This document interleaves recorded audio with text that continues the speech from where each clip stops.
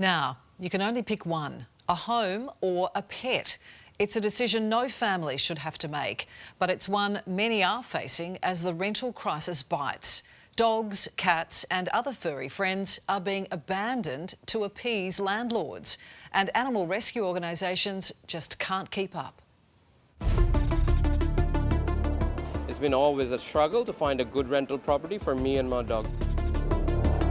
It's really tough times for a lot of renters at the moment, but particularly for people trying to move with a pet. It's been quite difficult, and for the kids as well, there's been a lot of tears.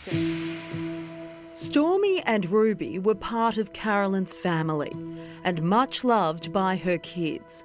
But sadly, potential landlords didn't feel the same way. We had to get out of our houses as the rent increased by 120 a week. In order to get a house, the pets had to go because we just couldn't get any homes. Carolyn managed to find the felines a new home, but it didn't make the decision to part ways any easier. We spent the whole day crying and saying our goodbyes. I do find it quite shocking, and coming from Germany as well, Germany is very pet friendly.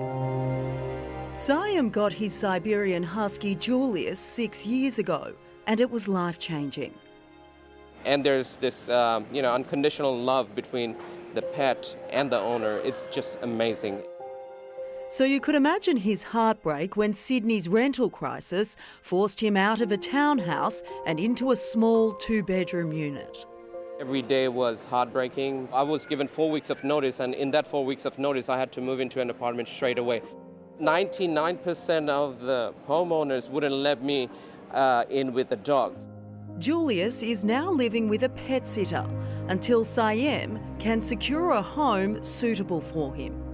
I'm working on it, but it's not that easy to get a house right away with the kind of situation we are right now. Got a little treat for you, Foxy. Anna Hall works at the World League for Protection of Animals, which cares for abandoned cats and other animals. We've seen for the last year or so just an increase in the number of calls of people who are downsizing and cannot find a place that will accept animals. The rescue organisation's at capacity with around 200 animals and is having to turn desperate tenants away. Sometimes there are days when people call me about 50 animals, and we can't possibly take 50 animals. People ring us from their cars and say, I'm living in a car with them and none of my friends will take them. And Anna's organisation isn't alone. RSPCA New South Wales CEO Steve Coleman. This last financial year, we saw a 66% increase in calls from the community because they couldn't take their animals with them. That's huge, that's unacceptable. And it's not contemporary within a modern society. How many animals are you seeing on a daily basis here? Right now we have over 700 animals on a wait list. The RSPCA says designer breeds and healthy animals are among those being surrendered amid the rental crisis. People that have spent thousands and thousands of dollars on these animals, having to surrender them is devastating.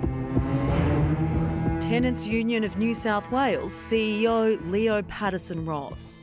We're at record low vacancy rates, it's less than 1%. And if you are trying to find a home with a pet, in most places it's less than 1 in 10, sometimes even lower than that. They know if they disclose that they have a pet in their application, they're going to be put to the bottom of the pile. To deny people the right of having pets, I don't think that's the right way to go. We will be persistent, we will be patient, but in the end, the government needs to change the circumstances. Yeah, it sure does. Our pets are part of our families, after all, and you should be able to have a pet as well as a place to live.